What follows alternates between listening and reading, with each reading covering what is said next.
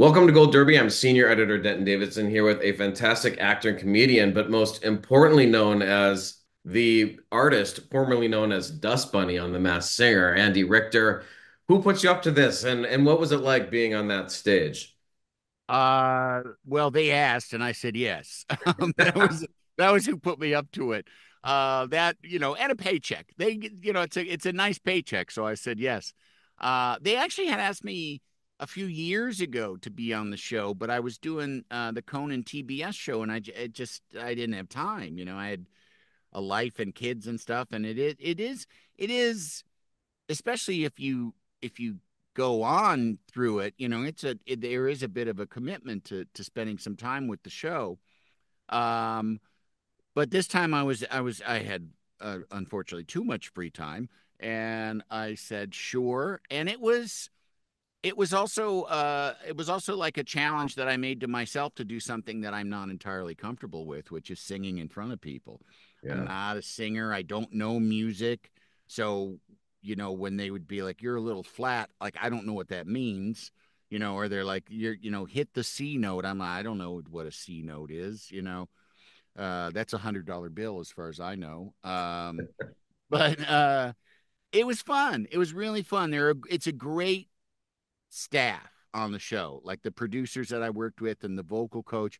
And they were so encouraging that I really was surprised when I got voted off first. But, someone else told me, that it was that, like we're the B group and that the A group actually, like, they think I would have continued, but that the B group is so strong in talent, which I agree. There's some really good singers in that group. And I'm like, okay, are these, I can't, if these people are really good singers, they better be singers because if it's like a basketball player, I'm going to be pissed.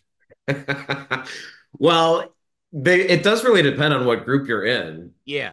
Because I mean, that's the competition, and you may have lost Group B, but what you won was the coolest masked ambassador in Dick Van Dyke. What's that? Yes. What was that connection? And talk about having this legend as, the person to introduce you. That was a complete surprise to me and a real true thrill because in the Mount Rushmore of television comedy, Dick Van Dyke has got to be one of the people up there. So that was a complete surprise and really, really, really flattering and great and made it even more cool. You said you had a secret ambition of being a singer in one of your clue packages. Who were Yeah. the artists that you grew up listening to? Who were your influences, or who did you love when you were young?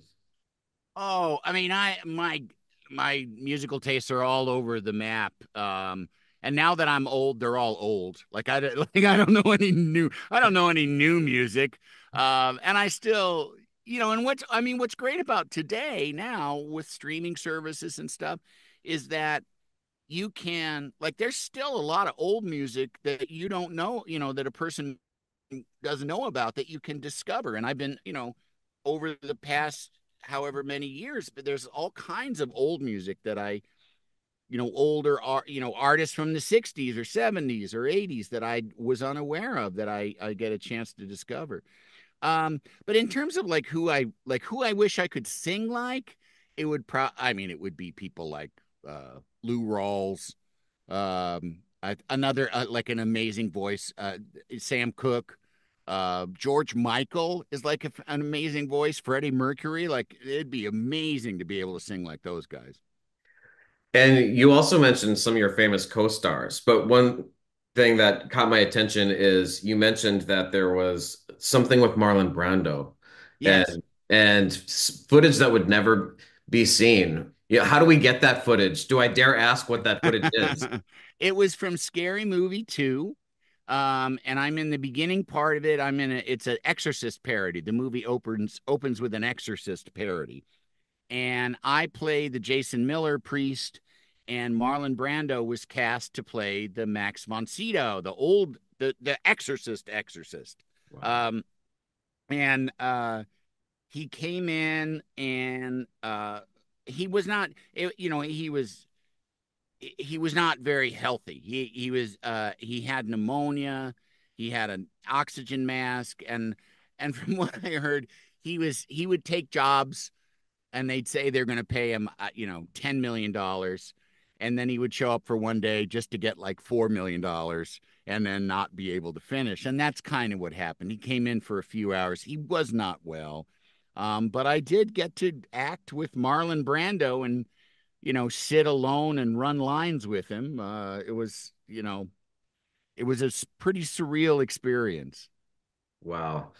And when you get up there on the Masked Singer stage, Sweet Caroline, that's a fun opener. Well, they certainly quiz you about like what songs do you like to sing, what songs would you want to sing, what do you think you can sing, and I definitely I they weren't going to force me to sing something I didn't want to sing, and I knew that this one, I mean, like I've been joking, it's the white person's national anthem, so it's I knew it would be a popular number.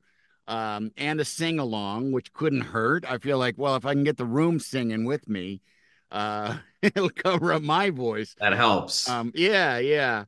So I was happy to sing that one because, like I said, it is a crowd. It's a little, it's like kind of at this point a little bit of a cliche, but I was like, I'm playing a cute bunny character. Might as well do sort of like a crowd pleasing song, but apparently it wasn't pleasing enough, or everyone else was just too good. I don't know.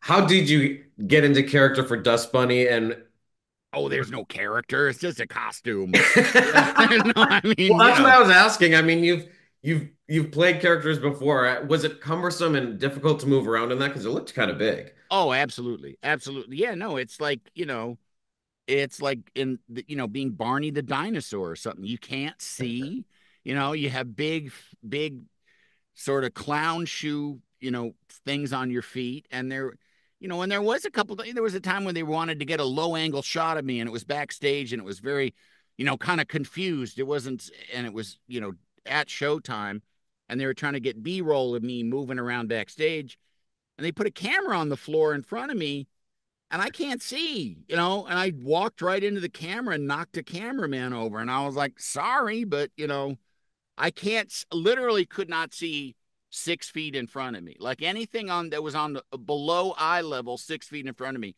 I could not see. And every time that I moved from one place to the other, I had to be, assisted, at Disneyland, like, the way Mickey Mouse always has a Sherpa with him. You got to have people help you get around because it's tunnel vision. And who makes you laugh? I mean, when you think about some of your heroes and in your line of work, what is a comedian or a movie or a TV show that you just always makes you laugh the most?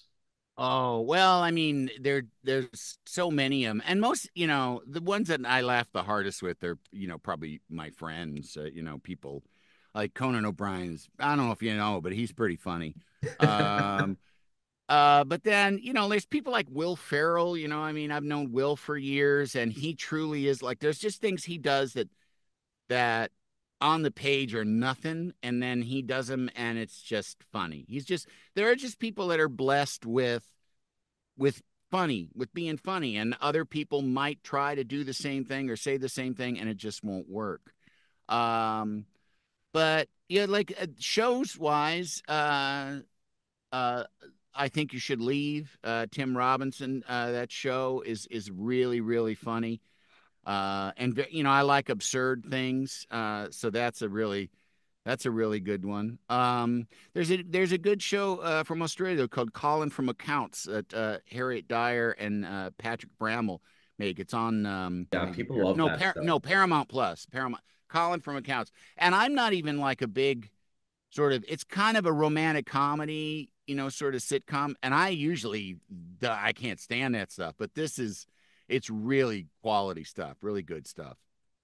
Well, it was so much fun to see you on The Masked Singer this year, and we look forward to seeing more. What is next for you? Where can we see you next? Well, I'm still doing my podcast, The Three Questions, that comes out weekly, and I've had tons of really great guests this year.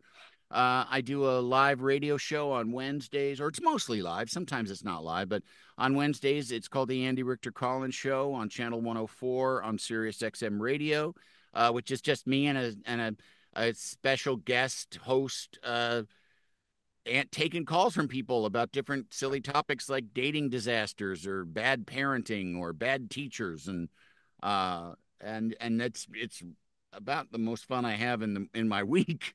But I'm working on a book right now that's gonna, I can't talk about right now, but it's gonna be, it's not like a memoir or anything. But it's gonna be, it's a really fun book, and it's a really fun topic, and I think people are gonna like it a lot.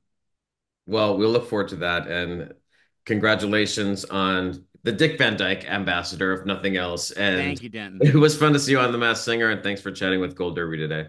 Thank you. Bye bye.